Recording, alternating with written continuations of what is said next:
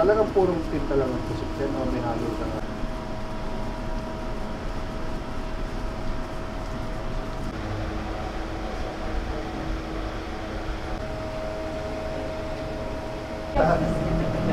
For the Wala vlog. rin, no?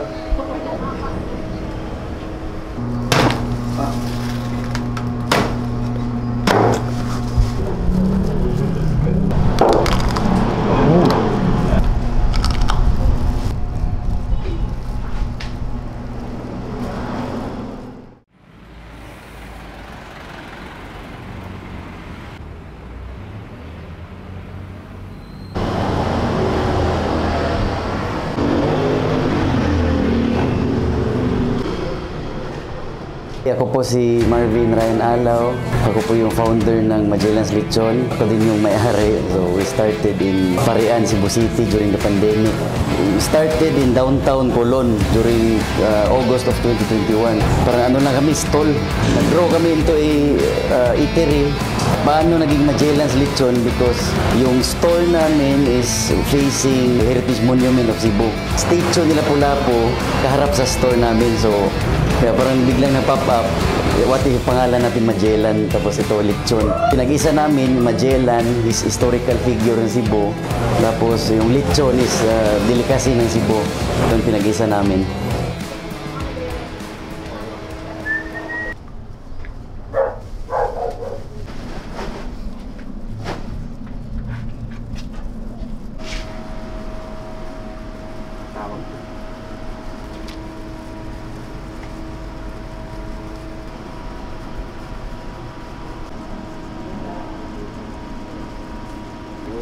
Pero sa akin Nung pagkasunod nito, ayun, doon na nag-trend. Tapos, pero nag-anila sa kayo dito.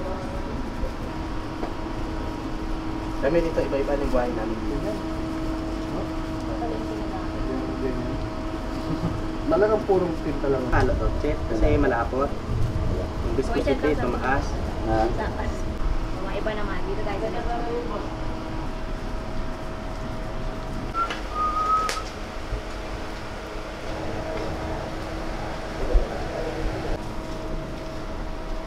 Ah.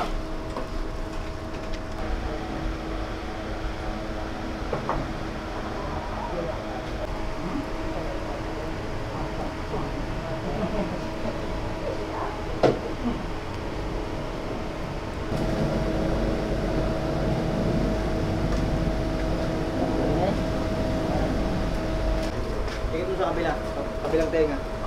Magellan's Lechon is authentic Cebu Lechon. Yung sa amin, hindi na kailangan ng sarsa kasi lahat ng ingredients nasa loob na, tapos natahi.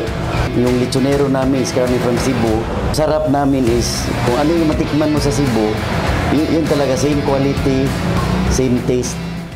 Kulay lang naman ang ginagawa. Oo.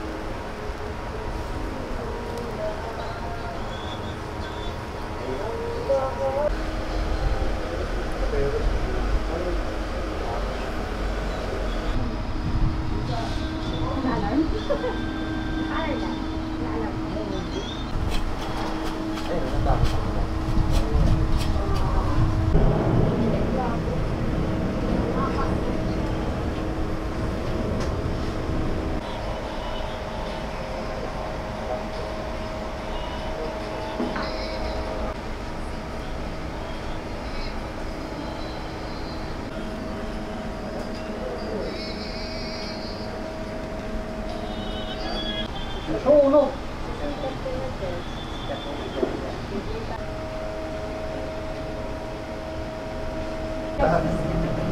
For the Wala vlog. rin, no? For the vlog. Okay na yun.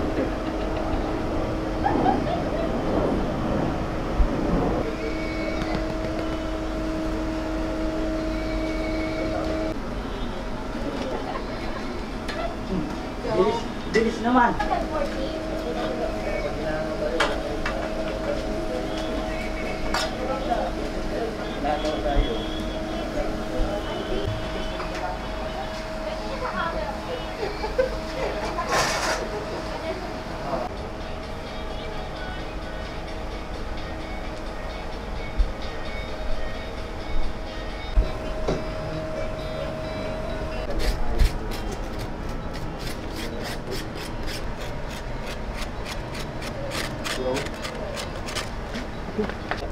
Paanohan lang. Alin yung sa ribs? Ah, talaga. Pero dito yung pinak...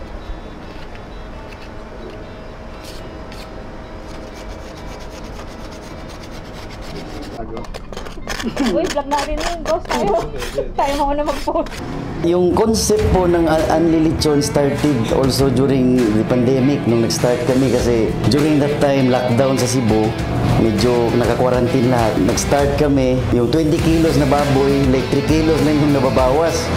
So nag-isip kami na ano kayong gagawin natin na maka-attract tayo ng more customers. So at that time, nabuo yung Unli Lechon, pero mura lang, 180 at that time, 180, 190. Kaya nag-start yung Unli Lechon sa Cebu dahil sa amin. Tapos marami na rin yung gumaya.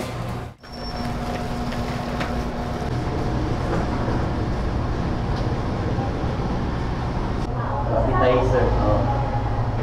Ano pa ito lang? May chorizo. Yung na siguro. Ayun, nasama ko din yun. Chorizo ni Cebu. Oo, nasama ko.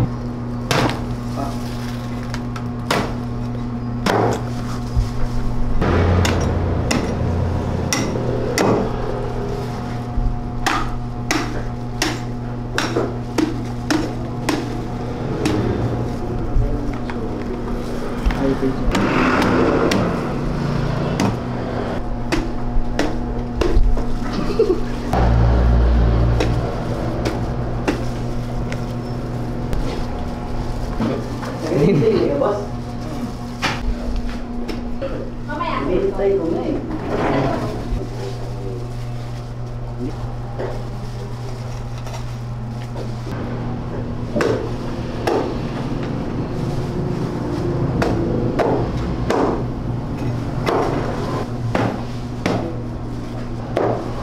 Yung Black Lechon kasi started also in Cebu. So, ang concept kasi namin, nag-open kami sa Manila is to bring the authentic Cebu experience dito sa Metro Manila. Puso, dinala namin.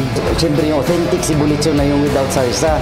Naisip lang namin na para maiba tayo, kung ano yung origin ng Cebu, yung Black Lechon, so what if dalhin natin din sa Manila? So parang you don't have to fly to Cebu para ma-experience yung lahat.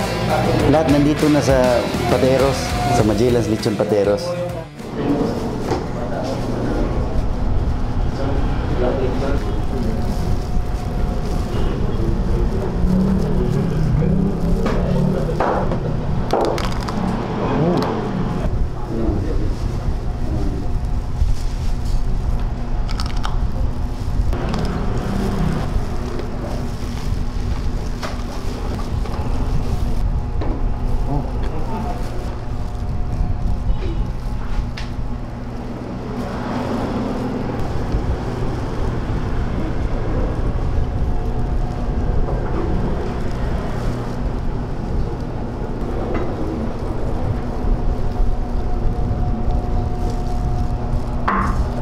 Inimbitahan ko lahat ng mga lechon lovers sa Metro Manila na try Magellan's Lechon. Bumisita lang kayo at yun, para matikman nyo.